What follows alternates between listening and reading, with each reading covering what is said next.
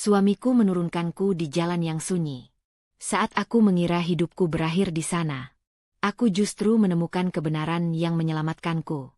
Sebelum mulai ceritanya, komen dulu kalian dari kota atau negara mana. Aku pengen tahu. Jangan lupa like, subscribe, dan aktifkan lonceng, supaya channel ini makin berkembang. Sore itu, Dini menutup laptopnya lebih pelan dari biasanya. Bukan karena lelah, tapi karena ada perasaan mengganjal yang sejak pagi menempel di dadanya. Percakapan singkat dengan Raka sebelum ia berangkat kerja masih terngiang. Bukan kata-katanya, melainkan nadanya. Datar, dingin, dan penuh selidik. Seolah setiap hal yang keluar dari mulut Dini harus melewati pemeriksaan. Ia berdiri di dapur, menuang air minum, ketika ponselnya bergetar. Nama Raka muncul di layar. "Kamu transfer kemana pagi tadi?" Suara Raka langsung memotong, tanpa salam. Dini mengernyit. "Bayar cicilan yang biasa. Yang aku urus tiap bulan."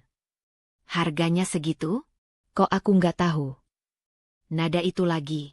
Nada yang membuat Dini merasa seperti sedang diuji. Dini menarik napas. "Rekening itu atas namaku, Rak. Dari dulu juga aku yang pegang." Di seberang sana, Raka terdiam sebentar. Bukan diam yang menenangkan, tapi diam yang menekan. "Kita kan suami istri. Harusnya transparan," katanya akhirnya, lebih pelan, tapi justru terasa lebih tajam. Panggilan berakhir tanpa penjelasan lanjutan. Dini mematikan layar, jari-jarinya dingin. Ia berusaha meyakinkan diri bahwa ini hanya fase lelah, tekanan kerja, atau sekadar kekhawatiran biasa. Tapi tubuhnya tidak setuju. Ada sesuatu dalam cara Raka bertanya yang berbeda. Bukan peduli, melainkan curiga. Sore menjelang malam, Bu Ratna datang tanpa memberi kabar. Dini sudah terbiasa dengan kebiasaan itu sejak menikah. Mertuanya masuk ke rumah dengan langkah mantap, menaruh tas di meja, lalu mengamati sekeliling seakan sedang menilai. "Kamu sendirian?" tanya Bu Ratna, duduk tanpa menunggu dipersilakan. "Iya, Bu.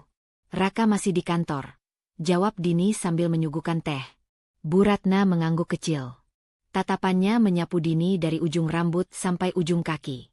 "Kamu kelihatan sibuk terus sekarang. Kerja, urus ini itu. Perempuan kalau sudah menikah itu sebaiknya nggak terlalu bebas."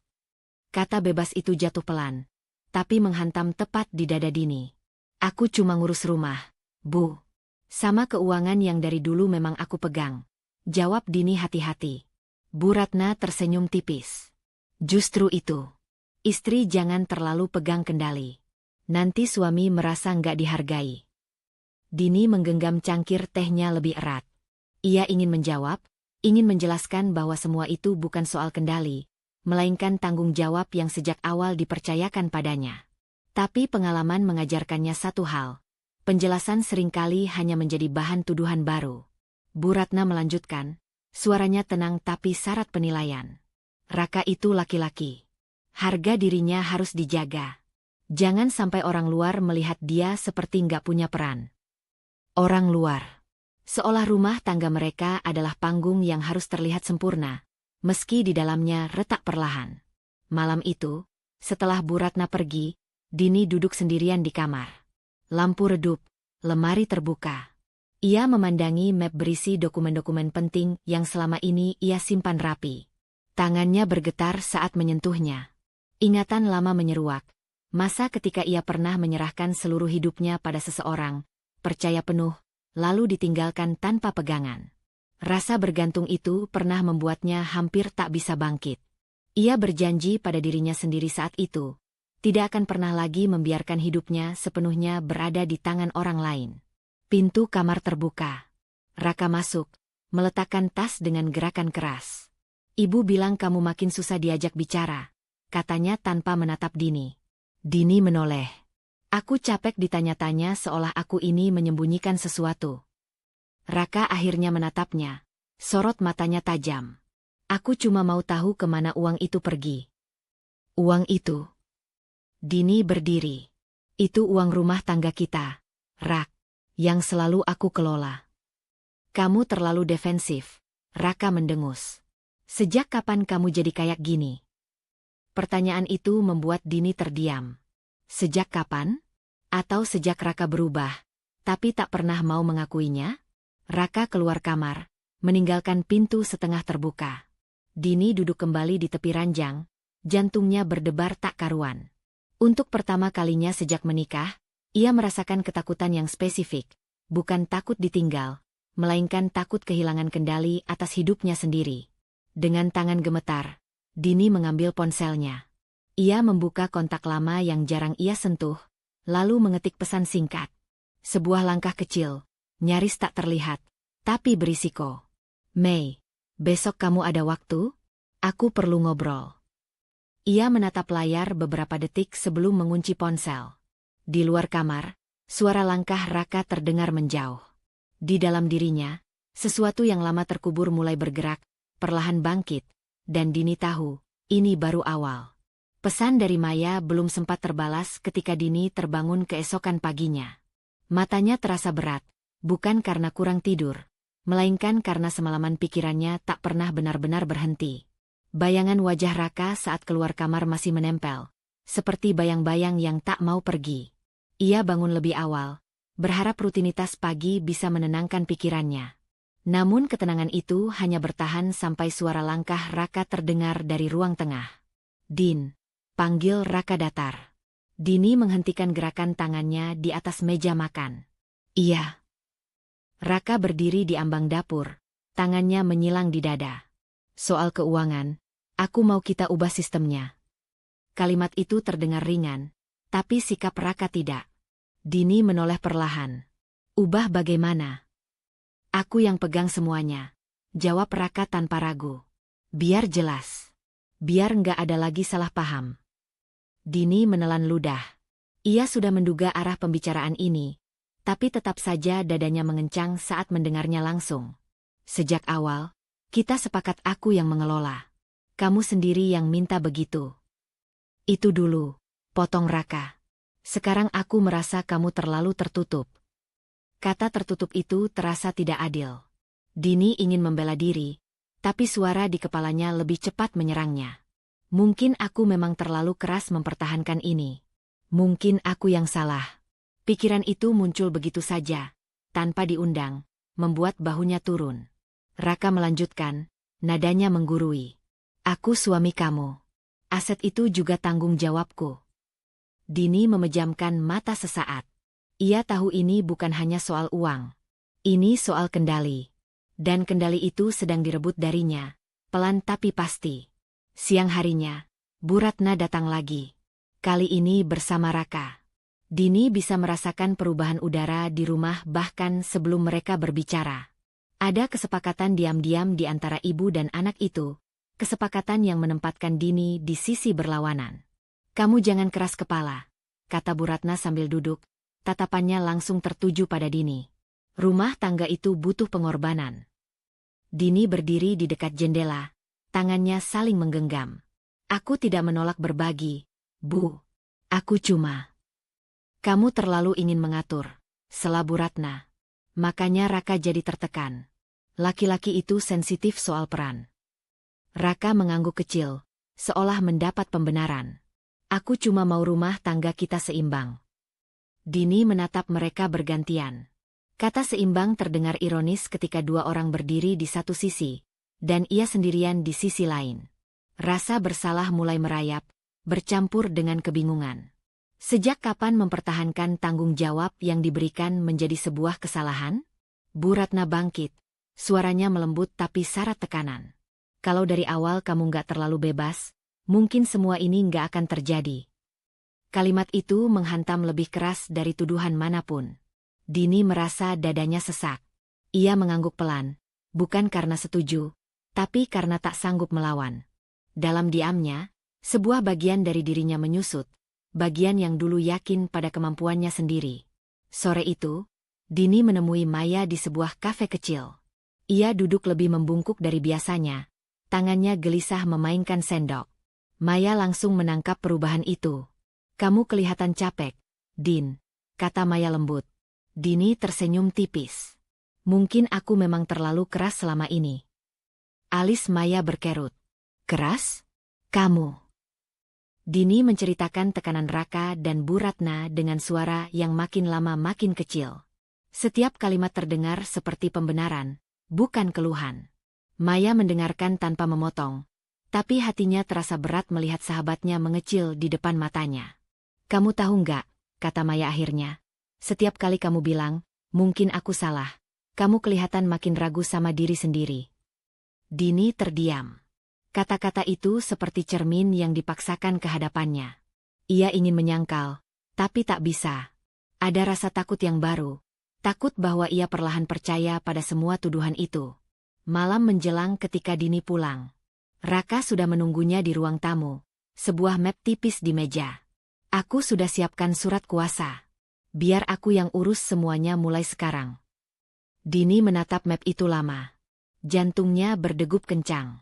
Menyerahkan itu berarti mengalah, tapi menolak berarti memicu konflik yang lebih besar. Tangannya terulur, lalu berhenti di udara.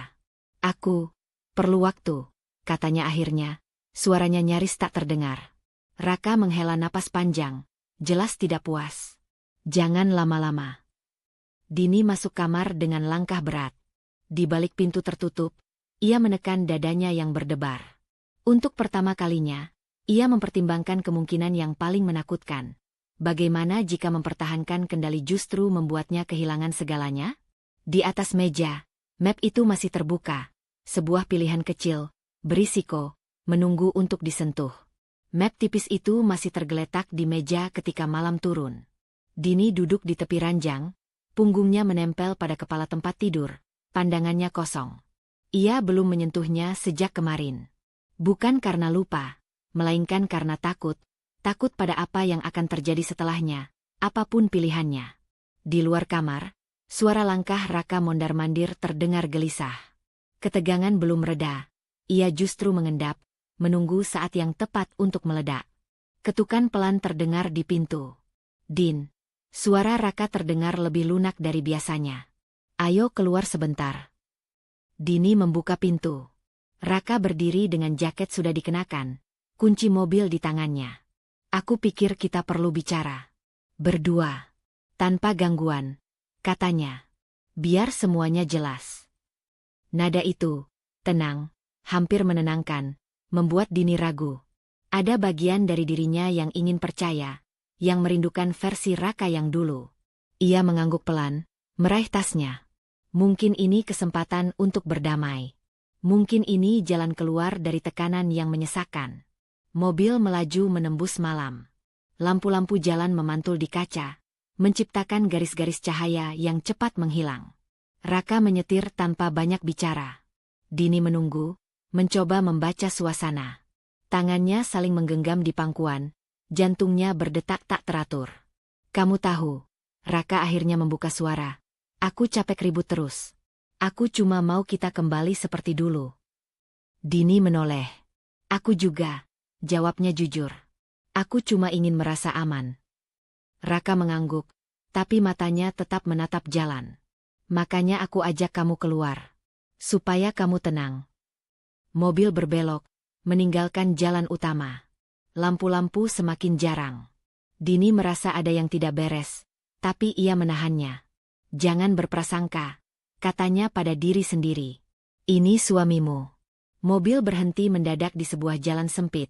Sepi, diapit pepohonan tinggi. Suara mesin mereda, menyisakan sunyi yang tebal. Dini menoleh dengan dahi berkerut. "Kenapa berhenti di sini?" Raka mematikan mesin, lalu berbalik menatapnya. Tatapannya dingin, jauh berbeda dari nada lembut sebelumnya. "Aku butuh kamu mikir," katanya singkat. "Mikir apa?" Dini merasakan tenggorokannya mengering. "Mikir tentang sikap kamu. Tentang keuangan itu. Tentang semua," jawab Raka, datar. "Kadang orang baru sadar kalau ditinggal sebentar." Dini tertawa kecil, gugup. "Jangan bercanda, Rak. Ini nggak lucu." Raka membuka pintu mobilnya. Udara malam menerobos masuk, dingin dan asing. "Turun." Kata itu jatuh seperti vonis. Dini menatapnya, mencoba mencari tanda-tanda ini hanya permainan. "Raka, jangan gila. Ini malam. Tempat ini sepi." Justru, jawab Raka tanpa emosi. Biar kamu benar-benar berpikir. Dini turun dengan langkah goyah. Pintu mobil menutup di belakangnya. Untuk sesaat, ia berdiri di sana, menunggu Raka keluar juga. Namun yang terdengar justru suara mesin menyala kembali. Raka. Dini mengetuk kaca, suaranya bergetar. Jangan begini. Raka tidak menoleh. Mobil itu melaju, lampunya mengecil, lalu hilang di tikungan. Sunyi kembali menelan segalanya. Dini berdiri kaku. Tangannya gemetar hebat. Jalan itu terasa asing, panjang, dan tanpa arah. Ketakutan yang selama ini hanya bersembunyi di sudut batinnya, kini meledak ke permukaan. Ini bukan lagi ancaman emosional. Ini nyata. Ia ditinggalkan, di tempat yang tidak dikenalnya, di waktu yang tidak ramah. Air mata mengalir tanpa bisa ditahan. Ingatan lama menyerbu. Malam-malam ketika ia pernah merasa sendirian, tak punya siapapun untuk bersandar. Dada Dini sesak. Ia memeluk dirinya sendiri, berusaha bernapas teratur. Ini salahku? Pikirnya. Panik. Kalau aku saja tadi mengalah, ini nggak akan terjadi? Ponselnya bergetar di tangan. Tidak ada pesan masuk, hanya getaran karena tangannya sendiri yang gemetar. Ia menatap layar, lalu menekan nama Raka. Panggilan tidak diangkat. Sekali. 2 kali. Seng. Ketakutan berubah menjadi kesadaran yang pahit. Raka sengaja melakukan ini. Bukan untuk berdamai, tapi untuk menguji, menakut-nakuti, mematahkan. Dini menelan ludah. Ia merasa kecil, tak berdaya, dan sangat sendiri. Ia mulai berjalan, langkahnya ragu, mengikuti arah yang menurutnya menuju jalan besar. Setiap suara dedaunan membuatnya tersentak. Setiap bayangan terasa mengancam. Dalam kepalanya, satu kalimat berulang tanpa henti. Kalau aku menyerah, mungkin ini berhenti. Kalau aku bertahan, aku sendirian. Ketika akhirnya lampu jalan terlihat di kejauhan, kaki Dini terasa lemas. Ia berhenti, menatap langit malam yang gelap.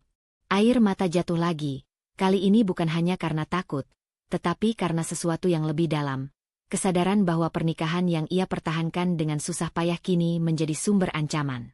Dengan tangan gemetar, Dini mengirim pesan singkat. Bukan pada Raka. Pada satu nama yang sejak tadi berputar di kepalanya. Mei, aku di luar. Aku butuh bantuan. Ia menekan kirim, lalu menggenggam ponsel itu erat-erat, seolah satu-satunya jangkar di dunia yang tiba-tiba terasa kejam. Di jalan sepi itu, Dini berdiri di persimpangan, antara kembali percaya, atau mulai menyelamatkan diri. Mobil itu sudah lama pergi, tapi suara mesinnya masih seolah berputar di kepala Dini. Ia berdiri di tepi jalan yang nyaris tak diterangi lampu, napasnya pendek-pendek, dada naik turun seperti habis dikejar sesuatu yang tak terlihat. Ketakutan yang tadi memuncak perlahan berubah bentuk, tidak lagi meledak, tapi mengendap, dingin, dan menusuk. Ia menatap ponselnya. Tidak ada panggilan masuk. Tidak ada pesan. Nama Raka masih terpampang di layar dari panggilan terakhir yang tak terjawab. Dini menekan tombol mati layar, lalu memeluk lengannya sendiri. Tubuhnya gemetar, bukan hanya karena malam, tetapi karena kesadaran yang mulai merayap. Ia benar-benar ditinggalkan dengan sengaja. Dini melangkah pelan, menyusuri sisi jalan. Setiap langkah terasa ragu, seolah tanah di bawah kakinya bisa runtuh kapan saja. Ia berusaha mengingat arah, mencari tanda-tanda jalan utama, sambil menenangkan diri dengan napas teratur.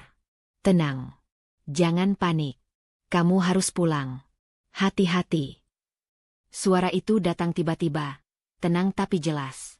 Dini tersentak dan berbalik cepat. Jantungnya berdegup keras. Beberapa meter di belakangnya, di bawah lampu jalan yang redup, seorang pria berdiri dengan tongkat putih di tangannya. Kacamata hitam menutupi matanya. Wajahnya menghadap lurus ke depan, bukan ke arah Dini. Apa? Siapa? Suara Dini bergetar. Refleks mundur satu langkah. Pria itu tidak bergerak mendekat. Maaf, katanya pelan. Saya tidak bermaksud menakut-nakuti. Dini menelan ludah. Anda melihat saya? Saya tidak melihat apapun. Jawabnya tenang. Tapi saya mendengar. Jawaban itu membuat tengkuk Dini merinding. Mendengar apa? Mobil berhenti. Pintu dibuka. Lalu ditutup lagi. Dan mobil itu pergi sendirian, katanya tanpa ragu. Itu bukan suara orang yang pamit dengan baik. Dini memejamkan mata sesaat. Kata-kata itu terlalu tepat. Terlalu dekat dengan kenyataan yang ingin ia sangkal. Pria itu melanjutkan, suaranya tetap datar. Nama saya Bima. Saya sedang menunggu dijemput. Tapi ketika mendengar Anda berdiri lama tanpa bergerak, saya pikir, Anda perlu diingatkan. Diingatkan apa? Tanya Dini, nyaris berbisik. Hati-hati, ulang Bima. Bukan dengan jalan ini, tapi dengan orang yang barusan meninggalkan Anda. Dini membuka matanya. Itu suami saya, katanya cepat, seolah sedang membela. Kami hanya bertengkar. Saya tidak meragukan statusnya, jawab Bima. Saya meragukan caranya. Nada suaranya tidak menghakimi, tapi justru itu yang membuat dada Dini semakin sesak. Anda tidak tahu apa-apa tentang kami, katanya, kali ini lebih keras. Benar, kata Bima. Saya tidak tahu wajah Anda. Saya tidak tahu cerita lengkapnya. Tapi saya tahu satu hal. Orang yang sengaja meninggalkan pasangannya di tempat seperti ini sedang mencoba mengendalikan, bukan menyelesaikan. Angin malam bertiup, membuat dedaunan di sekitar mereka berdesir. Dini merasa seolah dunia mengecil, menyisakan dirinya dan kata-kata itu saja. Mengendalikan apa? Tanya Dini tanpa sadar. Rasa takut, jawab Bima. Dan setelah rasa takut, biasanya menyusul penyerahan. Kata itu, penyerahan, langsung mengait ke pikirannya. Map tipis. Surat kuasa. Tekanan Raka. Kalimat Bu Ratna tentang istri yang terlalu bebas. Semua terhubung, membuat kepalanya berdenyut. Kenapa Anda bicara seperti itu? Suara Dini melemah. Seolah Anda tahu apa yang sedang terjadi. Bima terdiam sejenak. Tangannya menggenggam tongkat lebih erat. Karena saya pernah berada di posisi yang berbeda, katanya akhirnya. Bukan sebagai pasangan, tapi sebagai orang yang dimanfaatkan. Dimanfaatkan bagaimana? Tanya Dini. Dengan cara yang rapi, jawab Bima. Pelan. Masuk akal. Selalu dibungkus alasan yang terdengar benar. Dini merasakan sesuatu bergeser di dadanya. Bukan lagi ketakutan murni, melainkan kecurigaan yang belum berani diberi nama. Apa hubungannya dengan saya? Bima menghadap sedikit ke arahnya. Biasanya, semuanya dimulai dari satu hal yang dianggap paling aman untuk diambil. Keputusan, arah hidup, atau uang. Kata terakhir itu membuat napas Dini tertahan. Ia tidak langsung menjawab. Tidak bisa. Lampu mobil muncul dari kejauhan. Bima menoleh ke arah suara mesin. Itu jemputan saya.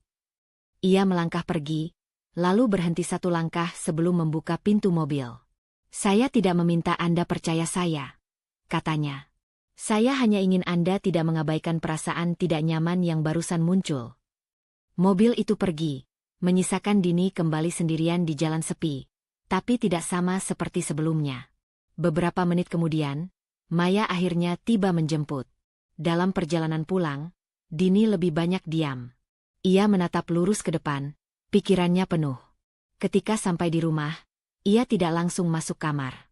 Ia berdiri di ruang tamu, menatap meja tempat map tipis itu biasanya tergeletak.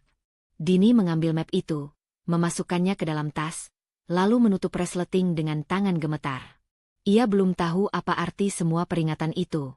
Ia belum berani menuduh siapapun. Tapi satu hal jelas, mulai malam itu, Dini tidak lagi merasa aman untuk menyerahkan hidupnya tanpa bertanya. Dan kecurigaan kecil yang ia simpan itu, diam-diam, mulai tumbuh. Pagi itu, rumah terasa terlalu rapi. Terlalu tenang. Dini duduk di tepi ranjang dengan tas masih tergantung di bahunya. Map tipis terselip di dalamnya. Malam tadi belum sepenuhnya pergi dari tubuhnya. Kata-kata Bima masih berputar, bukan sebagai suara, tapi sebagai tekanan halus di dada. Seperti tangan yang menahan napasnya dari dalam. Ia belum tidur. Raka keluar dari kamar mandi sambil mengeringkan rambut. Langkahnya ringan, wajahnya datar. Tidak ada sisa kemarahan. Tidak ada rasa bersalah. Seolah kejadian semalam hanyalah jeda kecil yang tak perlu dibahas. Kamu belum berangkat? Tanya Raka. Santai. Dini mengangkat wajah. Kita perlu bicara. Raka mendengus kecil, meraih jam tangannya. Tentang apa lagi? Tentang kamu meninggalkan aku di jalan semalam, kata Dini pelan, menahan agar suaranya tidak bergetar. Raka berhenti sebentar, lalu tertawa pendek. Ya ampun, Din. Kamu masih kepikiran itu? Itu berbahaya. Dini menatapnya lurus. Kamu tahu itu. Raka mengangkat bahu. Kamu berlebihan. Drama. Kamu kan gak kenapa-kenapa. Kata itu, drama, jatuh seperti cap. Murah. Menghapus segalanya. Dini merasakan panas naik ke wajahnya, tapi ia memaksa diri tetap duduk tenang. Aku ketakutan, katanya. Aku ditinggal sendirian di tempat asing. Raka mendekat, nadanya berubah seolah menenangkan anak kecil. Dan kamu selamat. Jadi, apa masalahnya? Dini terdiam. Ia menyadari sesuatu yang membuat perutnya mengencang. Bagi Raka, hasil lebih penting daripada proses. Selama tidak ada luka yang terlihat, rasa takutnya tidak pernah dianggap nyata. Ponsel Raka bergetar. Ia melihat layar, lalu berkata cepat, Ibu mau kita datang siang ini. Ada yang mau dibicarakan. Dini menelan ludah. Ia tahu nada itu. Bukan ajakan. Perintah yang dibungkus keluarga. Rumah Bu Ratna siang itu penuh suara. Televisi menyala, sendok beradu dengan piring, aroma masakan mengisi udara. Bu Ratna duduk tegak di kursinya, punggung lurus, tatapannya tajam begitu melihat Dini masuk. Tidak ada senyum. Kamu tahu omongan orang sekarang. Bu Ratna membuka percakapan tanpa basa-basi. Dini menegang. Omongan apa, Bu? Katanya kamu bikin keributan. Katanya kamu ditinggal suami di jalan karena bertingkah, kata Bu Ratna, suaranya dingin. Itu mempermalukan keluarga. Raka duduk di sebelah ibunya. Diam. Tidak membela. Tidak membantah. Aku tidak bertingkah, Dini mencoba menjelaskan. Kami bertengkar, dan apapun alasannya, potong Bu Ratna, istri yang baik tahu diri. Tidak drama. Tidak membuat suami terlihat buruk. Kata-kata itu menusuk lebih dalam daripada teriakan. Dini menoleh ke Raka, mencari sesuatu, sekecil apapun, yang menunjukkan ia tidak sendirian. Tapi Raka hanya menghela napas, seolah lelah menghadapi masalah sepele. Ibu benar, katanya akhirnya. Dini memang terlalu sensitif. Sensitif. Drama. Mempermalukan. 3 kata itu berputar di kepala Dini sepanjang perjalanan pulang. Ia duduk di kursi penumpang, menatap jalan tanpa benar-benar melihat. Ada sesuatu yang berubah. Bukan ledakan emosi, melainkan penarikan diri. Seperti pintu yang pelan-pelan ditutup dari dalam. Malamnya, saat Raka tertidur, Dini duduk di meja kecil dekat jendela. Ia mengeluarkan buku catatan lama, yang dulu ia pakai untuk menulis rencana-rencana kecil hidupnya. Tangannya ragu sejenak, lalu ia menulis tanggal hari ini. Ia tidak tahu kenapa melakukan itu. Hanya merasa perlu. Raka menertawakan rasa takutku. Raka membiarkan ibunya menyalahkanku. Raka bilang aku drama. Ia berhenti. Napasnya tertahan. Lalu ia menulis lagi. Map dokumen selalu dibawa Raka sekarang. Password ponsel diganti. Setiap keputusan harus dibicarakan, tapi ujungnya selalu versinya. Dini menutup buku itu cepat-cepat, seolah takut ada yang mengintip. Jantungnya berdegup keras. Ini bukan tuduhan. Bukan kesimpulan. Hanya catatan. Fakta kecil yang selama ini ia abaikan karena terlalu sibuk menjaga perasaan orang lain. Hari-hari berikutnya berjalan normal di luar. Sarapan, kerja, makan malam.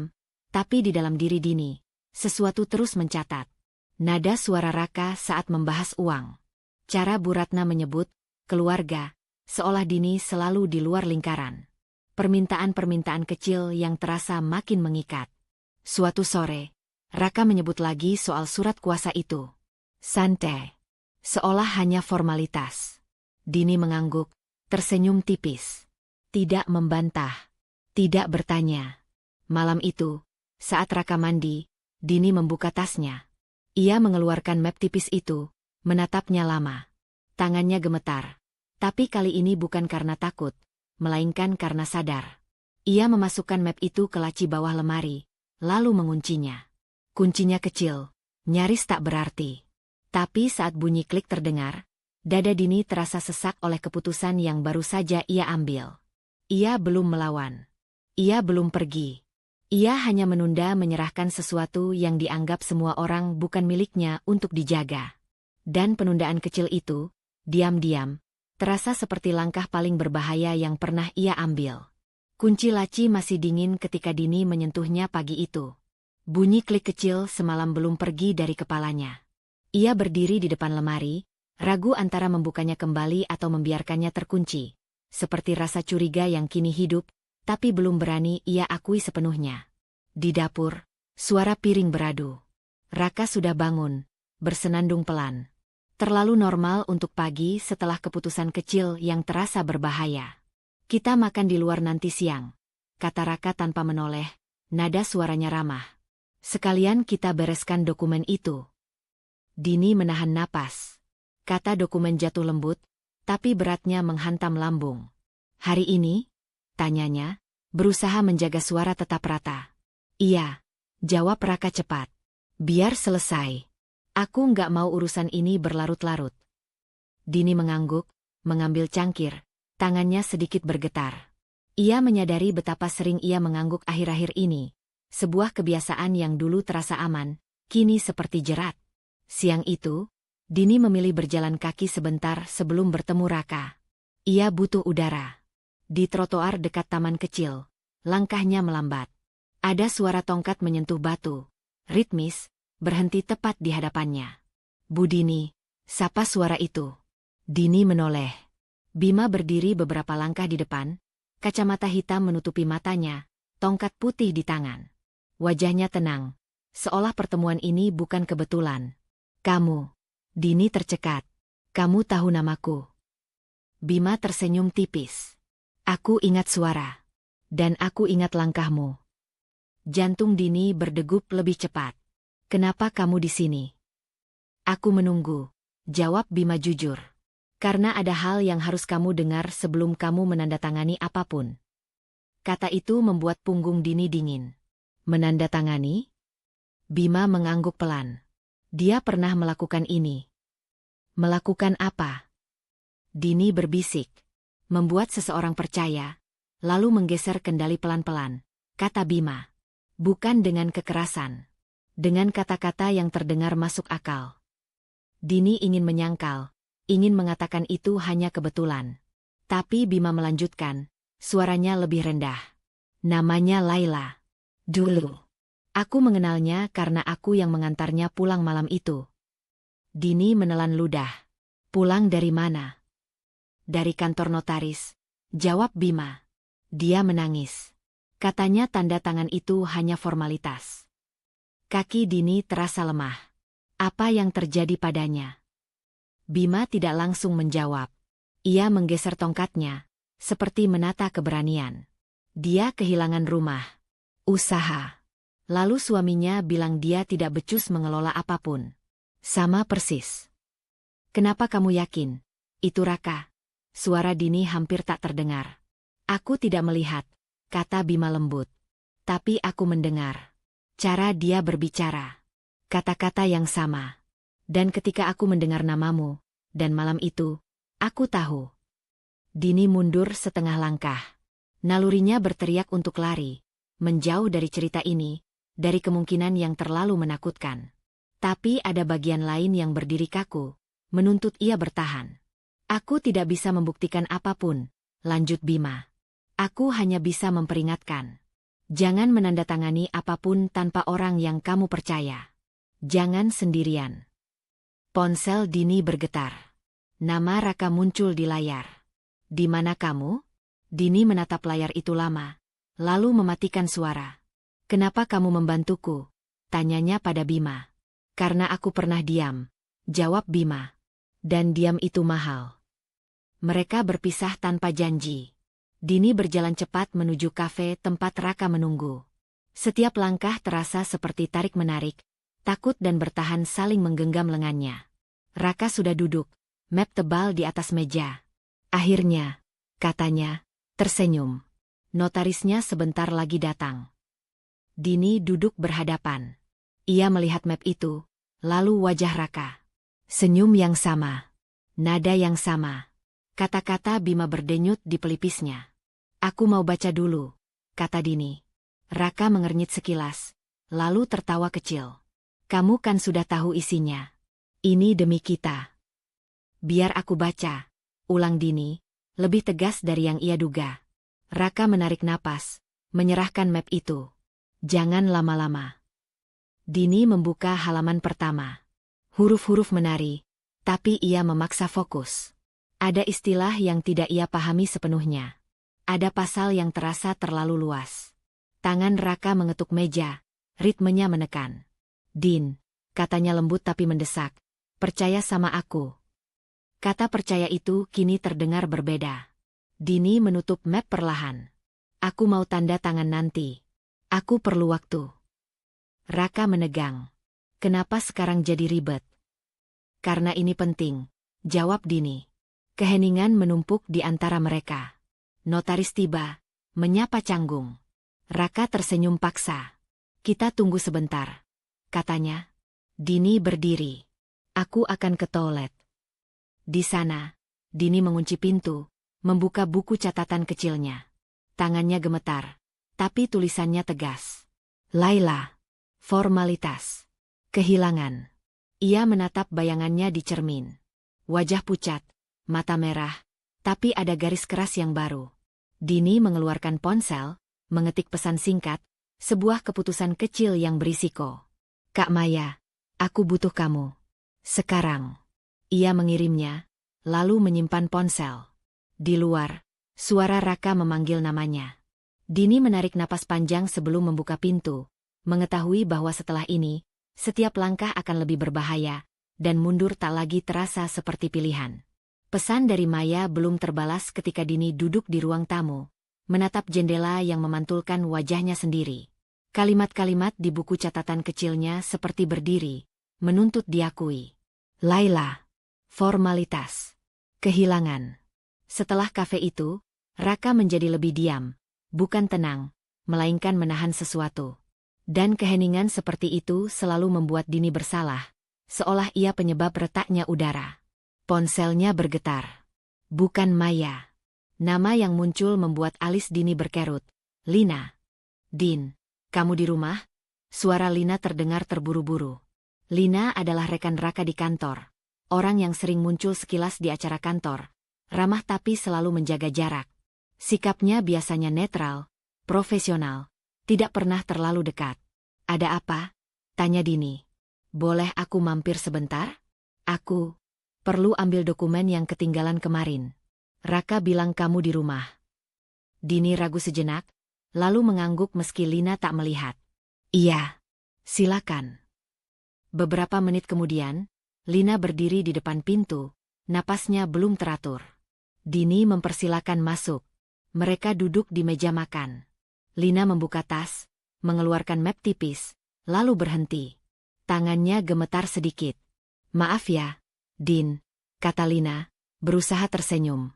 Aku sebentar saja. Tidak apa-apa, jawab Dini. Ia menuangkan air. Ada firasat yang tidak bisa ia jelaskan, seperti menunggu kata yang salah jatuh. Lina meneguk air, lalu menatap Dini. Ragu.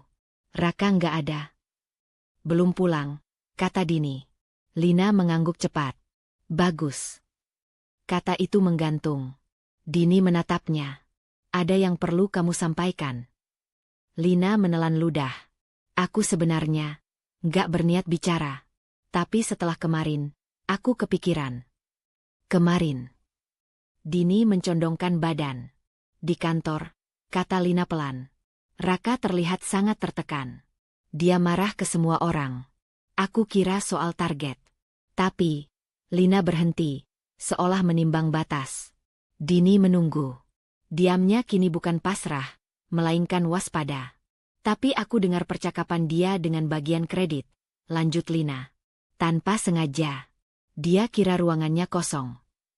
Jantung Dini berdetak lebih cepat. Percakapan tentang apa? Utang. Jawab Lina. Jumlahnya besar. Jatuh tempo dekat.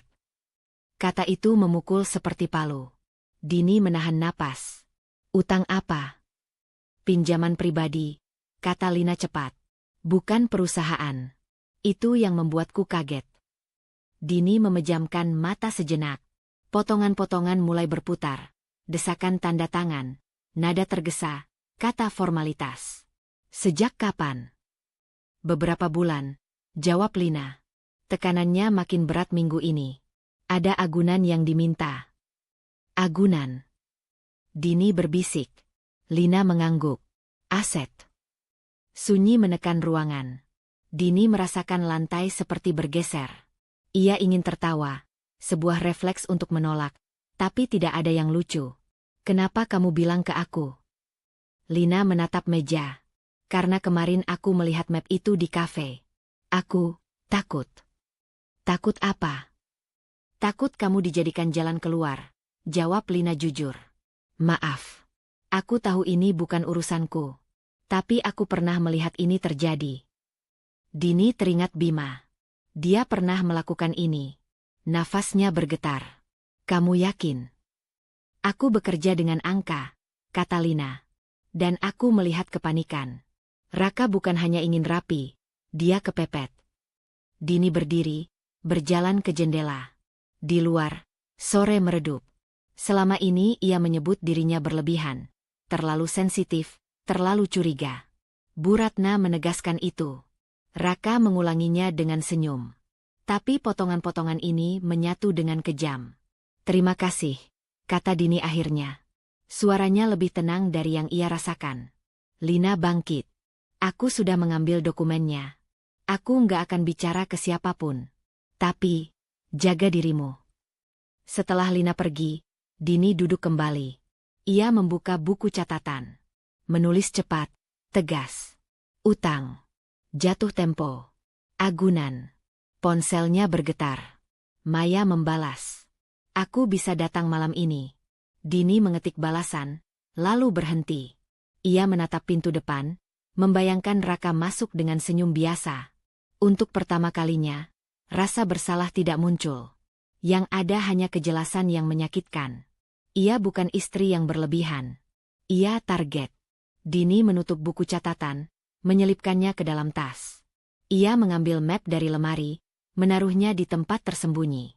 Lalu ia membuat satu keputusan kecil. Berisiko, tapi perlu. Ia memfoto beberapa halaman penting, menyimpannya dengan nama yang tidak mencolok. Di luar, suara kunci berputar. Raka pulang. Dini berdiri, menyambut dengan wajah datar. Di dadanya, ketakutan dan naluri bertahan kini berjalan seiring. Dan untuk pertama kalinya, ia tidak berniat memilih yang lebih aman. Dini menyambut pagi dengan kepala penuh. Semalaman ia hampir tidak tidur, mendengarkan napas Raka yang teratur di sisinya. Tenang seperti seseorang yang yakin semua masih berada dalam kendalinya. Kalimat Lina, wajah Bima, dan map tebal di kafe saling bertumpuk di benaknya. Ketika alarm berbunyi, Dini mematikannya cepat, lalu bangkit tanpa suara. Aku ada janji siang ini, katanya sambil merapikan kerudung di depan cermin. Raka menguap. Sama siapa? Teman, jawab Dini singkat. Ia tidak berbohong, hanya tidak lengkap. Dan ketidaklengkapan itu terasa seperti keputusan. Ia keluar rumah dengan jantung berdebar. Setiap langkah menjauh dari gerbang rumah membuat napasnya sedikit lebih longgar. Bukan karena aman, tapi karena akhirnya bergerak.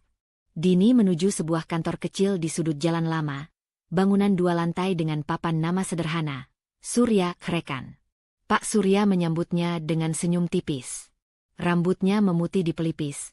Kemejanya rapi tanpa berlebihan. Dini mengenalnya sejak lama. Bukan dekat, tapi cukup untuk tahu ia tidak berbasa-basi. Dulu, Pak Surya yang membantu mengurus balik nama aset keluarga almarhum ayah Dini.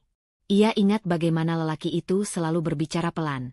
Seolah kata-kata harus hemat agar tepat. Sudah lama kita tidak bertemu, Bu Dini, katanya sambil mempersilakan duduk. Nada suaranya netral, tapi matanya meneliti. Dini meremas tas. Saya datang diam-diam, katanya, memilih kejujuran yang perlu. Saya ingin memastikan sesuatu. Pak Surya mengangguk. Silakan. Dini menarik napas. Tentang aset saya. Pak Surya tidak langsung menjawab. Ia membuka laci, mengeluarkan map berwarna coklat, menaruhnya di meja. Yang mana? Semua, kata Dini. Suaranya lebih tegas dari yang ia kira. Pak Surya menatapnya beberapa detik, lalu membuka map. Kertas-kertas disusun rapi. Kita mulai dari rumah, katanya. Atas nama siapa menurut ibu? Suami saya, jawab Dini otomatis. Kalimat yang selama ini ia terima tanpa memeriksa. Pak Surya menggeser satu lembar ke hadapannya. Baca. Dini membaca. Nama itu jelas, tanpa kabur. Dini Rahma. Ia menahan napas. Ini? Akta kepemilikan, jawab Pak Surya. Atas nama ibu. Dini menggeleng pelan, bingung. Tapi Raka. Suami ibu tercantum sebagai pasangan, bukan pemilik, potong Pak Surya lembut. Itu beda. Dini menelan ludah. Lalu yang lain. Pak Surya membuka lembar berikutnya. Ruko kecil di pusat kota, atas nama Dini. Tanah warisan, atas nama Dini. Rekening investasi, atas nama Dini. Setiap lembar terasa seperti pijakan yang muncul di tengah jurang. Kenapa? Saya tidak tahu. Suara Dini bergetar. Karena selama ini ibu percaya, kata Pak Surya tanpa menghakimi. Dan kepercayaan sering membuat orang tidak mengecek. Dini menutup mata. Ia teringat Bu Ratna menyebutnya terlalu bebas. Raka menyebutnya drama. Seluruh narasi yang dibangun rapi untuk membuatnya ragu pada dirinya sendiri. Apakah ada dokumen yang bisa memindahkan ini tanpa saya tahu? Tanya Dini. Pak Surya menghela napas. Tidak tanpa tanda tangan ibu. Itulah sebabnya. Ia berhenti sejenak, memilih kata. Desakan untuk menandatangani apapun perlu dicurigai. Dini membuka mata. Untuk pertama kalinya, rasa takutnya berkurang. Digantikan sesuatu yang asing. Ruang. Ruang untuk memilih. Kalau saya tidak menandatangani, tanyanya. Secara hukum, aset tetap di tangan ibu, jawab Pak Surya. Namun tekanan bisa datang dari cara lain. Dini mengangguk. Ia sudah merasakannya. Apakah saya aman? Tanya Dini, hampir berbisik. Pak Surya menatapnya lama. Aman secara kertas, katanya. Belum tentu secara rumah tangga. Kalimat itu jujur, dan justru menenangkan. Dini berdiri, merapikan tas. Saya perlu salinan. Pak Surya mengangguk. Saya akan siapkan. Dan satu hal, jika ada dokumen baru yang diminta untuk ditandatangani, datanglah ke sini dulu. Dini tersenyum kecil. Terima kasih. Di luar, siang terasa lebih terang. Dini berjalan beberapa langkah, lalu berhenti, menatap langit. Jalan keluar itu nyata, bukan pintu yang terbuka lebar, tapi celah yang cukup untuk bernapas. Ponselnya bergetar. Pesan dari Raka. Kita makan malam dengan ibu. Bu Ratna. Tekanan lama dalam kemasan keluarga. Dini mengetik balasan, berhenti, lalu menghapus. Ia memasukkan ponsel ke tas. Ada satu hal lagi yang perlu ia lakukan. Keputusan kecil, berisiko, tapi kini terasa mungkin. Ia kembali ke kantor Pak Surya, mengetuk pintu yang belum sempat tertutup. Pak, katanya, tolong siapkan surat kuasa terbatas. Untuk pengamanan dokumen. Pak Surya mengangguk, tanpa bertanya lebih jauh. Dini melangkah keluar dengan kertas di tangan dan dada yang bergetar. Bukan lagi oleh ketakutan semata, melainkan oleh harapan yang harus dijaga dengan sangat hati-hati.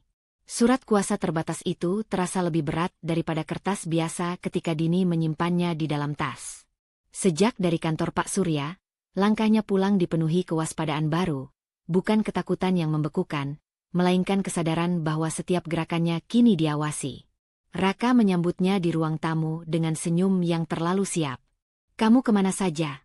Tanya Raka, nada suaranya santai, tapi matanya menimbang. Keluar sebentar. Jawab Dini. Ia menggantung tas, menolak dorongan untuk menjelaskan lebih jauh. Keheningan singkat itu terasa seperti ujian. Raka tertawa kecil. Sekarang jawabmu singkat-singkat. Dini menatapnya. Aku capek. Capek dari apa? Raka mendekat, menyentuh bahunya. Sentuhan itu dulu menenangkan, kini mengikat. Aku cuma khawatir. Kata khawatir itu mengeras. Dini melepaskan tangannya pelan. Aku bisa mengurus diriku sendiri. Raka berhenti tersenyum. Kita suami istri. Tidak ada, sendiri. Malam itu, kontrol datang dalam bentuk yang rapi. Raka menanyakan ponsel Dini. Katanya hanya ingin memeriksa pesan dari notaris. Dini menolak dengan alasan baterai hampir habis. Raka tidak memaksa, tapi menghela napas panjang, seolah Dini baru saja mengecewakannya. Kita makan di rumah ibu, kata Raka kemudian. Sekarang. Di rumah Bu Ratna, udara terasa tebal oleh penilaian. Bu Ratna menyambut mereka dengan tatapan tajam yang berhenti lebih lama di Dini. Meja makan sudah tertata. Doa selesai, dan sunyi mengambil alih sebelum kata pertama jatuh. Raka bilang kamu berubah, kata Bu Ratna tanpa basa-basi. Istri itu tugasnya menenangkan, bukan menantang. Dini menunduk, merasakan panas di tengkuk. Saya hanya ingin memastikan. Memastikan apa? Potong Bu Ratna. Kamu terlalu bebas. Terlalu merasa punya hak. Raka duduk di samping. Diam. Diamnya menyetujui. Dulu kamu tahu diri, lanjut Bu Ratna. Sekarang kamu bikin suami sendiri serba salah. Itu durhaka. Kata itu menancap. Durhaka. Dini meremas serbet. Di kepalanya, suara lama bangkit. Suara yang selalu mengingatkan untuk patuh agar dicintai. Luka ketergantungan itu berdenyut, menuntutnya kembali ke tempat aman yang sempit. Aku tidak bermaksud. Dini memulai, lalu terhenti. Ia merasakan tenggorokannya mengeras. Raka akhirnya bicara, lembut tapi menekan. Ibu hanya khawatir. Kamu membuat semua ini rumit. Dini menatap wajah mereka. Dua orang yang seharusnya menjadi rumah, kini menjadi dinding. Ia hampir berkata maaf. Hampir meminta waktu. Hampir mundur. Teleponnya bergetar di dalam tas. Ia tidak mengeluarkannya, tapi getaran itu seperti penopang. Ia mengingat nama di atas kertas. Ia mengingat Pak Surya berkata aman secara kertas. Ia mengingat Lina yang mengatakan kepepet. Aku hanya ingin berhenti menandatangani hal-hal yang tidak kupahami, kata Dini pelan. Itu bukan durhaka. Bu Ratna tertawa dingin. Perempuan tidak perlu paham semua. Raka mengangguk kecil. Percayalah padaku. Kepercayaan itu kini terasa seperti garis yang ditarik orang lain. Dini bangkit dari kursi. Aku mau pulang. Sekarang. Bu Ratna mendesis. Lihat, Rak. Dia tidak hormat. Raka berdiri, menghadang. Duduk. Kita selesaikan. Dini menatap matanya. Ada kilat marah yang ia kenal, dibungkus perhatian. Kontrol emosional itu menekan dadanya. Ia ingin mengalah agar malam ini berakhir. Ingin kembali menjadi versi yang tidak menimbulkan masalah. Ia duduk kembali. Menunduk. Diam. Di rumah, Raka mengunci pintu lebih keras dari biasanya. Kamu mempermalukan ibu, katanya. Maaf, kata Dini cepat. Kata itu meluncur sebelum ia bisa menahannya. Rasa bersalah lama menemukan celah. Raka mendekat, suaranya melembut. Kita bisa kembali seperti dulu. Tanda tangan itu saja. Dini memejamkan mata. Hampir. Sangat hampir. Ketika Raka masuk kamar mandi, Dini membuka tas, meraba kertas itu. Surat kuasa terbatas. Namanya sendiri. Tangannya bergetar. Tapi ia tidak mengeluarkannya. Ia memasukkan ponsel ke mode senyap, lalu mengetik pesan singkat, sebuah garis tipis perlawanan. Pak Surya, besok saya datang pagi. Ia mengirimnya, lalu menyimpan ponsel. Tekanan keluarga membuatnya nyaris mundur. Tapi keputusan kecil itu berdiri, rapuh, namun nyata, di tengah rumah yang kini terasa asing. Pagi itu, Dini bangun dengan rahang mengeras. Permintaan maaf semalam masih tertinggal di lidahnya seperti rasa pahit yang tidak sempat ditelan. Ia duduk di tepi ranjang, mendengarkan Raka mandi, air mengalir lama, menutupi suara apapun yang mungkin ingin ia dengar. Keputusan kecil yang ia buat tadi malam berdiri di kepalanya, menunggu ditindaklanjuti. Ia keluar rumah lebih awal dari biasanya. Udara pagi dingin, membuat pikirannya jernih. Di taman kecil dekat halte, ia melihat siluet yang sudah dikenalnya. Tongkat putih menyentuh tanah dengan ritme yang pasti. "Bu Dini," sapa Bima ketika langkahnya berhenti tepat di hadapan Dini. "Kamu datang." "Ya," jawab Dini. "Aku perlu mendengar semuanya."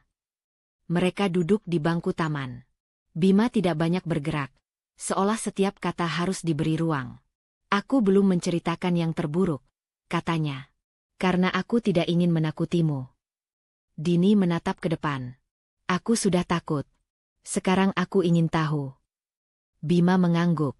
"Aku korban langsung." Kalimat itu jatuh bersih, tanpa hiasan. Dini menahan napas. "Dulu aku bekerja sebagai penghubung proyek," lanjut Bima. "Aku melihat angka. Aku mendengar cara orang berbicara. Dan aku percaya pada satu orang, Raka." Nama itu menggema. Dini merasakan dadanya mengencang. Tapi kali ini bukan runtuh, melainkan memadat. "Dia mendekat dengan bantuan," kata Bima. "Menawarkan solusi cepat, menyederhanakan hal yang rumit. Aku menandatangani beberapa hal atas nama orang lain. Formalitas," katanya. Dini teringat kata yang sama, diucapkan dengan senyum. "Ketika semuanya berantakan," lanjut Bima, "dia menghilang. Kesalahan jatuh ke aku. Proyek runtuh. Aku kehilangan pekerjaan, reputasi. Kecelakaan itu datang setelahnya." Bima menyentuh kacamata hitamnya. "Bukan karena dia mendorongku. Tapi karena aku pulang malam itu, kepalaku penuh, mataku kosong." Dini menggenggam tangannya sendiri. "Kamu tidak pernah melaporkannya." "Aku mencoba," kata Bima. "Tapi dokumen rapi. Tanda tangan ada. Polanya selalu sama. Mendesak, mengisolasi, lalu memindahkan beban." Kata mengisolasi menancap. Dini melihat ulang potongan hidupnya beberapa bulan terakhir. Raka yang menyebut Maya terlalu ikut campur, Bu Ratna yang memosisikan Dini berseberangan dengan keluarga, permintaan ponsel, peta kontrol yang halus. "Dia tidak berubah," kata Dini, "lebih pada dirinya sendiri." "Tidak," jawab Bima. "Dia hanya menyesuaikan target." Dini berdiri, berjalan beberapa langkah, lalu kembali duduk. Ada sesuatu yang bergerak di dalam dirinya. Bukan lagi ragu, melainkan arah. Luka yang selama ini berdenyut berubah suhu, dingin dan tajam. "Bima," katanya, "apa kamu bersedia bersaksi?" Bima tersenyum kecil. "Jika itu melindungimu, ya." Di kantor Pak Surya, Dini duduk lebih tegak dari pertemuan sebelumnya. Ia menceritakan semuanya, tanpa terputus, tanpa menahan. Pak Surya mendengarkan, mencatat, wajahnya tetap tenang. "Pola manipulasi yang konsisten," kata Pak Surya akhirnya. "Desakan tanda tangan, isolasi sosial, narasi rasa bersalah." "Jadi aku tidak gila," kata Dini pelan. "Tidak," jawab Pak Surya. "Dan kemarahan yang terarah itu berguna, jika dijaga." Kata kemarahan membuat Dini terkejut oleh dirinya sendiri. Selama ini ia mengira marah adalah sesuatu yang berbahaya, emosi yang membuatnya kehilangan kendali dan pantas disalahkan. Tapi yang ia rasakan sekarang berbeda. Tidak meledak, tidak membabi buta. Ia tenang, terfokus, dan sangat sadar. Kemarahan yang terarah, ulang Dini pelan, mencoba merasakannya di dadanya. "Aku tidak ingin menghancurkan apapun. Aku ingin berhenti dihancurkan." Pak Surya mengangguk. Itu perbedaan penting. Ia mendorong map ke arah Dini. Secara hukum, posisi ibu kuat. Tapi secara situasi rumah tangga, tekanan akan meningkat. Orang seperti Raka tidak berhenti ketika kontrolnya goyah, dia memperketatnya. Dini mengingat tatapan Raka semalam. Cara ia berdiri terlalu dekat. Cara suaranya melunak tepat ketika Dini hampir menyerah. Semua itu kini membentuk pola yang rapi dan mengerikan. Langkah apa yang paling aman sekarang? Tanya Dini. Bukan konfrontasi langsung, jawab Pak Surya. Belum. Amankan dokumen. Batasi akses. Dan yang terpenting, jangan sendirian. Nama Maya muncul di benak Dini. Juga Bima.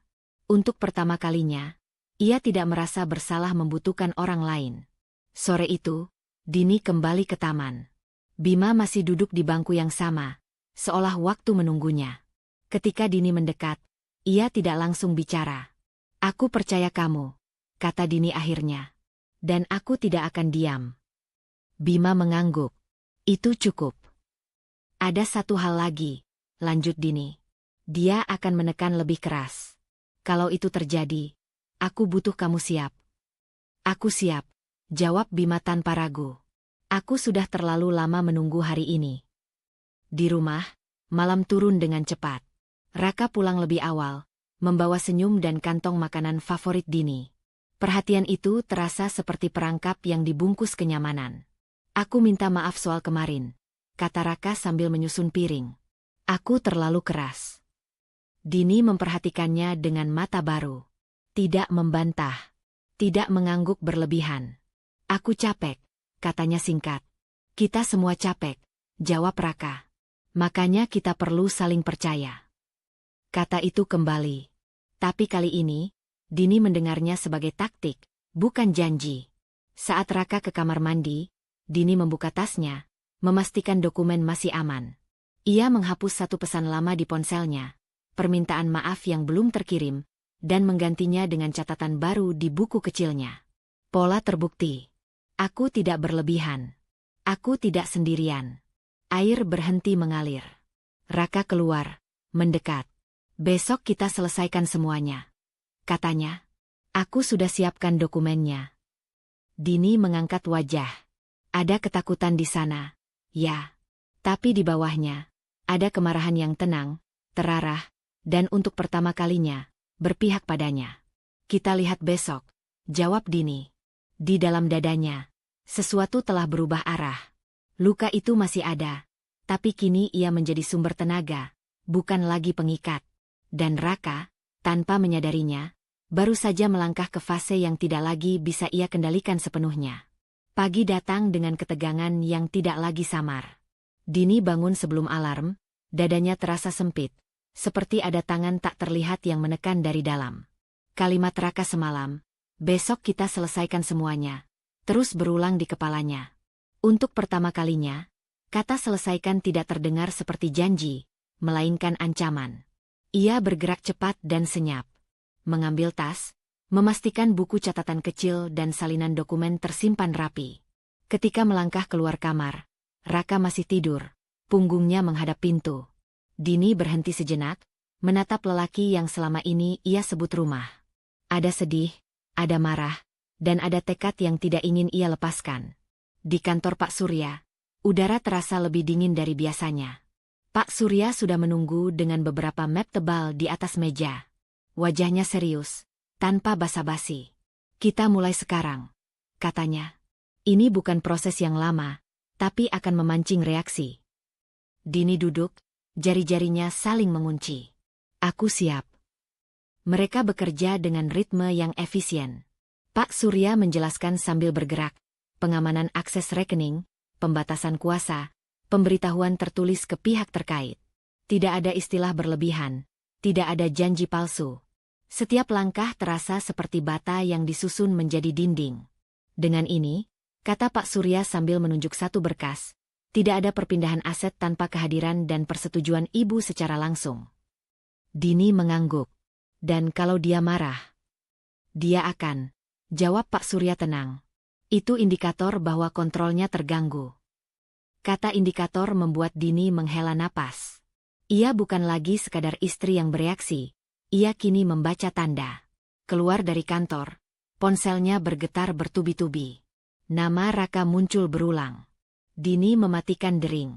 Tangannya bergetar, lututnya terasa lemah. Rasa takut itu datang, nyata, menyesakkan. Untuk sesaat, ia ingin berbalik, membatalkan semuanya, kembali ke versi yang aman. Maya menunggunya di kafe seberang jalan. Begitu melihat Dini, Maya berdiri dan memeluknya tanpa kata. Pelukan itu menjadi jangkar. Aku takut, bisik Dini di bahu Maya. Aku tahu, jawab Maya pelan. Dan kamu tidak sendirian. Mereka duduk. Dini menceritakan semuanya. Cepat, terpotong, tapi jujur. Maya mendengarkan tanpa menyela. Matanya berkaca-kaca, rahangnya mengeras. Apapun yang terjadi, kata Maya, menggenggam tangan Dini, kamu tidak gila. Kamu tidak berlebihan. Kamu bertahan. Kalimat itu sederhana, tapi menghentikan goyah di dada Dini. Ia menarik napas lebih dalam. Di rumah, Raka menunggu di ruang tamu. Ponselnya diletakkan di meja, layarnya menyala, jejak panggilan tak terjawab. Ketika Dini masuk, Raka berdiri terlalu cepat. Kamu kemana? Suaranya tajam, tanpa lapisan lembut yang biasa. Dini menaruh tas. Ada urusan. Urusan apa yang lebih penting dari suamimu? Raka melangkah mendekat. Kenapa kamu tidak angkat telepon? Dini merasakan jantungnya berpacu, tapi ia berdiri tegak. Aku sedang bersama teman. Teman. Raka tertawa pendek. Maya lagi. Nama itu keluar seperti tuduhan. Dini tidak menjawab. Raka mengusap rambutnya, mondar-mandir. Aku sudah bicara dengan Ban. Ada yang aneh. Akses dibatasi. Dini menatapnya. Diamnya adalah jawaban. Kamu melakukan ini, suara Raka naik. Kamu melangkah di belakangku. Aku mengamankan hakku, kata Dini, jelas. Kata hakku membuat Raka berhenti. Wajahnya berubah, marah bercampur panik. Kamu menghancurkan kita. Tidak, jawab Dini. Aku menghentikan kehancuran. Raka tertawa keras, tidak lucu. Kamu pikir kamu kuat sekarang? Tanpa aku. Dini teringat pelukan Maya, kata Pak Surya, langkah Bima. Aku tidak sendiri, katanya pelan. Kehilangan kendali itu terlihat jelas. Raka membanting pintu kamar, suaranya menggema. Dini berdiri di ruang tamu, lututnya gemetar. Keberanian itu mahal, dibayar dengan ketakutan yang belum selesai. Malam turun. Dini duduk di tepi ranjang, ponsel di tangan. Ia mengetik pesan pendek ke Pak Surya. Lalu ke Maya. Sebuah jaringan kecil, rapuh tapi nyata. Di balik pintu tertutup, Raka bergerak gelisah. Dini tahu, garis pertahanan sudah berdiri, dan badai baru saja mulai.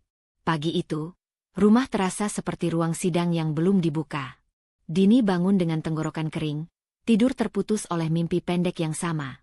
Pintu tertutup, kunci berputar, dan suaranya sendiri tertelan. Dari ruang tengah terdengar langkah Raka yang berat, mondar-mandir, berhenti, lalu berjalan lagi.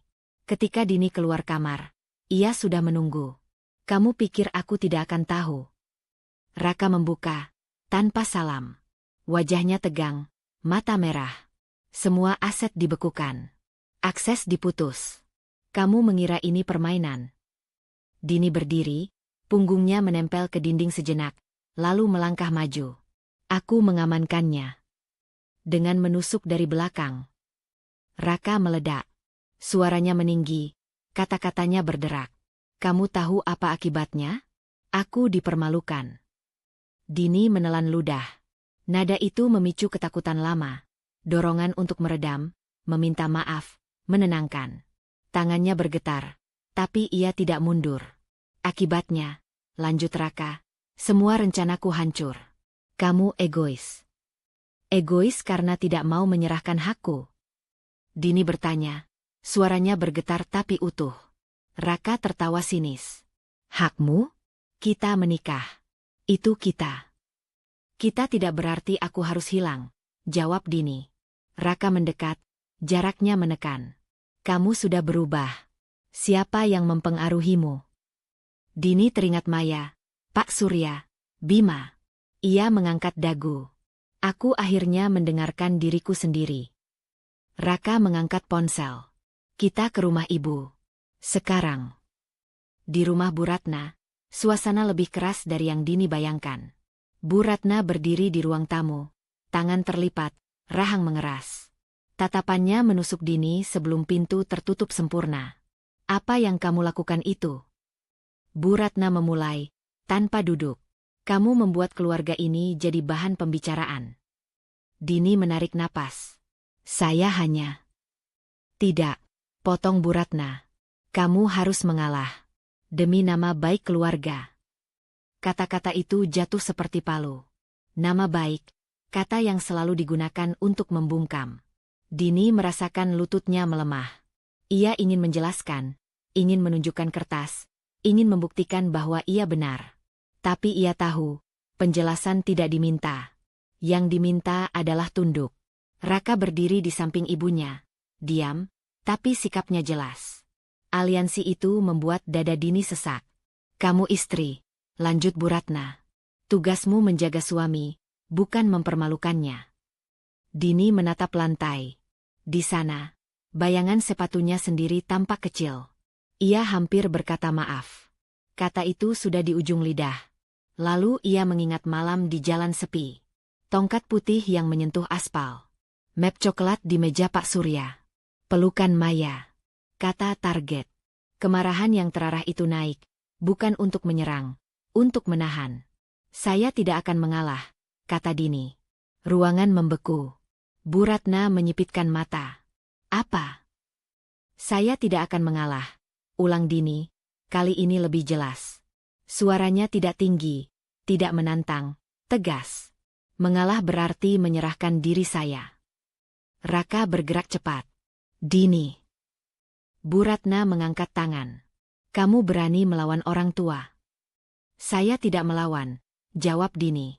Saya menjaga diri. Dengan merusak keluarga. Bu Ratna meninggi.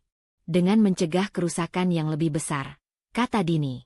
Saya tidak ingin menjadi korban berikutnya. Kata korban membuat Raka tersentak. Kamu menuduhku. Dini menatapnya. Ada ketakutan, ya, tapi ada batas yang sudah ditarik. Aku mengatakan aku berhak aman. Bu Ratna tertawa pendek, pahit. Perempuan yang keras kepala. Dini mengangguk kecil. Jika itu artinya aku tidak hilang, aku terima. Keheningan yang mengikuti berat dan memalukan. Raka menghela napas kasar. Kalau kamu terus begini, kamu akan menyesal. Mereka pulang tanpa kata. Di mobil, Raka memacu lebih cepat dari biasanya. Dini menatap jendela, merasakan getar mesin. Penolakannya barusan bukan kemenangan. Itu awal dari risiko yang lebih besar. Di rumah, Dini masuk kamar, mengunci pintu. Ia duduk di lantai, punggung bersandar, napas terengah. Tangannya gemetar hebat setelah adrenalin turun. Menolak untuk pertama kalinya menguras segalanya. Ponselnya bergetar. Pesan dari Maya. Aku di sini kapanpun. Dini membalas dengan satu kata. Terima kasih. Di balik pintu, langkah Raka berhenti lama. Dini memeluk lututnya. Ia tahu badai belum selesai. Tapi satu hal pasti, kata yang barusan ia ucapkan tidak bisa ditarik kembali. Pintu kamar Dini masih terkunci ketika suara gelas pecah terdengar dari ruang tengah. Ia tersentak, napasnya tercekat. Kata tidak yang ia ucapkan kemarin masih berdenyut di dada. Bukan lagi sebagai keberanian murni, melainkan sebagai gema yang menuntut konsekuensi. Dini berdiri, membuka kunci perlahan, dan melangkah keluar. Raka berdiri di tengah ruang tamu. Bahunya tegang, rahangnya mengeras. Pecahan kaca berkilau di lantai, seperti serpihan keputusan yang tak bisa disatukan kembali. Ia menoleh saat Dini muncul. Bagus, kata Raka, dingin. Akhirnya keluar. Dini menahan diri untuk tidak mundur. Tangannya bergetar. Ia mengepalkannya di sisi tubuh. Apa yang kamu mau? Kebenaran, jawab Raka cepat. Dan kamu akan dengar semuanya. Raka berjalan mondar-mandir, suaranya naik turun. Semua ini, kehilangan akses, proyek tertunda, kepercayaan orang, itu karena kamu. Kamu merusak ritmeku. Dini menggeleng pelan. Aku mengamankan hakku. Jangan bermain kata. Raka membentak. Kalau kamu tidak ikut campur, aku tidak akan di titik ini. Dini merasakan perutnya melilit. Dorongan lama untuk menenangkan muncul, tapi ia menahannya. Kegagalanmu bukan tanggung jawabku. Kalimat itu menggantung, berani dan rapuh sekaligus. Raka berhenti bergerak, menatapnya tajam. Jadi sekarang kamu menyalahkanku. Raka mendekat. Setelah semua yang kulakukan untukmu. Apa yang kamu lakukan? Tanya Dini lirih, tapi tegas. Mengontrol? Menyembunyikan? Menggunakan? Raka tertawa pendek, pahit. Kamu berhutang padaku. Aku yang membentukmu. Dini mengangkat wajahnya. Matanya basah, tapi tatapannya tidak goyah. Aku bukan proyekmu. Hening. Jam dinding berdetak terlalu keras. Raka memalingkan muka, lalu kembali menatap. Kamu berubah sejak orang-orang itu masuk. Pak Surya, Maya, bahkan Bima. Mereka meracuni kamu. Tidak, kata Dini. Mereka memberiku bahasa untuk menjelaskan apa yang selama ini aku rasakan. Raka menepuk meja. Omong kosong. Kamu lemah. Kamu butuh aku. Kata lemah menusuk, memicu getaran di lutut Dini. Ia mengingat malam-malam diam, menelan rasa takut, meyakinkan diri bahwa itu normal. Ia menarik napas panjang. Aku mungkin gemetar, katanya jujur, tapi aku tidak salah. Raka mendengus. Kebenaran versimu. Kebenaran yang bisa kubuktikan, jawab Dini. Dan yang bisa kupertanggungjawabkan. Raka berjalan lebih dekat.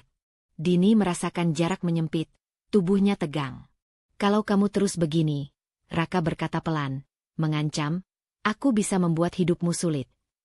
Dini menelan ludah. Ketakutan itu nyata, menyengat, dingin. Ia memejamkan mata sejenak, lalu membukanya. Kamu sudah melakukannya. Raka terdiam. Untuk sesaat, kemarahannya goyah, digantikan sesuatu yang lain, panik yang berusaha disembunyikan. Kamu tidak mengerti dampaknya. Aku mengerti, jawab Dini. Aku hanya memilih tidak lagi menanggung dampakmu sendirian. Raka memalingkan muka, mengusap rambutnya kasar. Kamu menghancurkanku. Tidak, Dini mengoreksi. Kamu tersandung pada pilihanmu sendiri. Kata-kata itu membuat Raka berbalik cepat. Berhenti. Dini tersentak, tapi tetap berdiri. Gemetarnya kini terasa seperti listrik yang mengalir, bukan runtuh. Aku akan berhenti ketika kamu berhenti menyalahkanku. Hening kembali. Raka menatap lantai, lalu ke pecahan kaca. Kalau kamu pergi, jangan berharap kembali. Aku tidak bicara tentang pergi, kata Dini pelan. Aku bicara tentang batas. Raka tertawa. Kosong. Batas di rumah ini. Di hidupku, jawab Dini. Raka mengangkat ponsel, menatap layar, lalu meletakkannya. Kamu akan menyesal. Dini menahan napas. Ancaman itu bukan hal baru, tapi hari ini ia memilih tidak tunduk. Mungkin, katanya. Tapi aku tidak akan menyesal mengatakan yang benar. Raka berjalan ke kamar, membanting pintu. Getarnya menjalar ke dinding. Dini berdiri sendirian di ruang tamu, dada naik turun. Ia memandang pecahan kaca, lalu mengambil sapu. Tangannya gemetar saat membersihkan. Tindakan kecil, simbolik, untuk menata ulang yang hancur. Saat kaca terakhir masuk ke kantong, ponselnya bergetar. Pesan dari Pak Surya. Dokumen tambahan siap. Perlu keputusanmu hari ini. Keputusan. Kata itu berat. Dini duduk di sofa, menutup mata. Menekannya berarti mempercepat segalanya. Perlindungan, tapi juga eskalasi. Ia membuka mata, jempolnya melayang di atas layar. Di balik pintu kamar, langkah Raka berhenti. Dini tahu, apapun pilihannya, rumah ini tidak akan tenang lagi. Ia menarik napas, lalu mengetik satu kata. Siapkan. Keputusan kecil, berisiko, dan tak bisa ditarik kembali. Pagi itu rumah terasa berbeda. Bukan lebih tenang, justru lebih jujur. Dini berdiri di ruang tamu dengan map coklat di tangan. Jari-jarinya menekan tepi kertas hingga memutih. Pesan Pak Surya semalam masih terngiang. Semua siap. Tinggal keberanianmu. Ia menelan ludah, mengingat getar yang belum sepenuhnya pergi, lalu memilih berdiri tegak. Raka keluar dari kamar dengan wajah kusut dan mata merah. Ia berhenti ketika melihat map di tangan Dini. Apa itu? Tanyanya, nada curiga. Keputusan, jawab Dini pelan. Raka mendengus. Kamu pikir aku akan pergi hanya karena kertas? Bukan karena kertas, kata Dini. Karena batas. Ia membuka map, mengeluarkan lembaran yang rapi.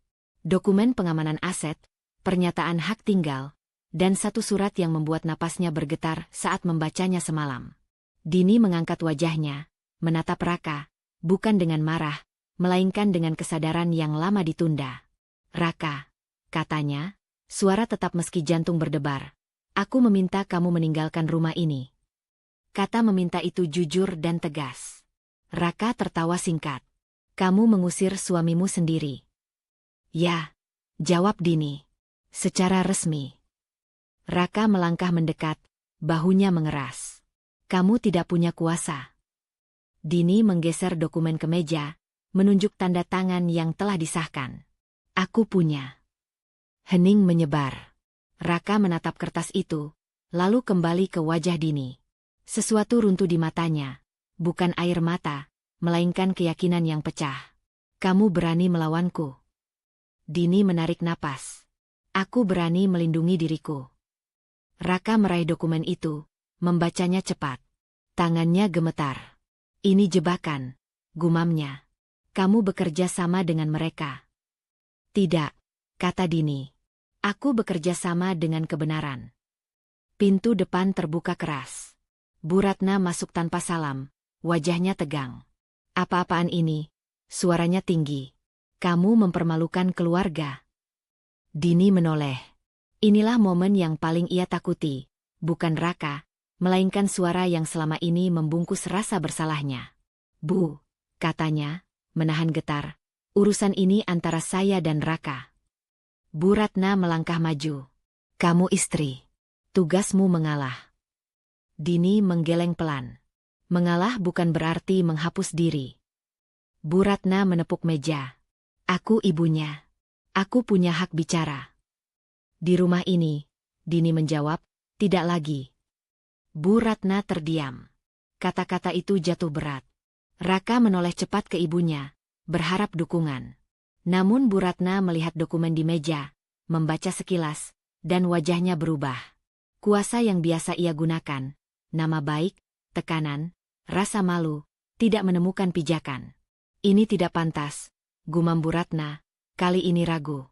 Yang tidak pantas, kata Dini, lebih berani dari yang ia kira, adalah membiarkan kekerasan emosional berlangsung atas nama keluarga.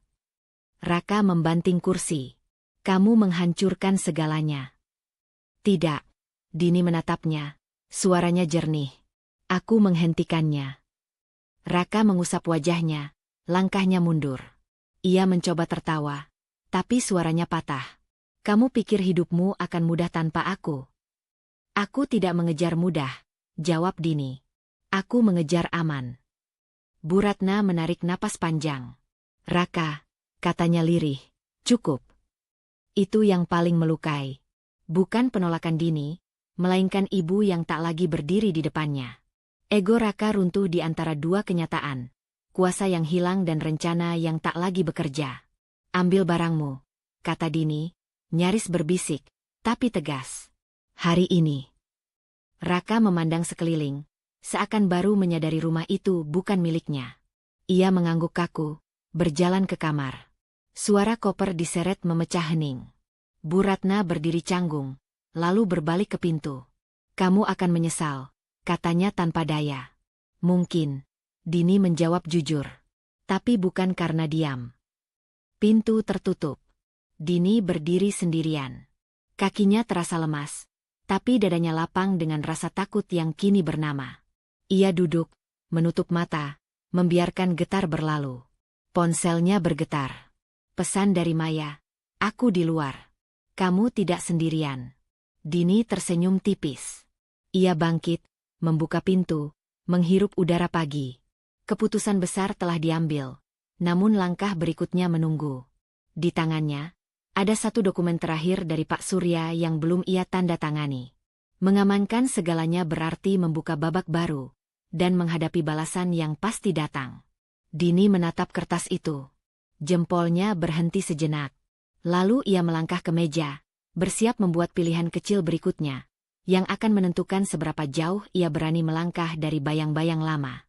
Rumah itu sunyi setelah pintu tertutup kemarin.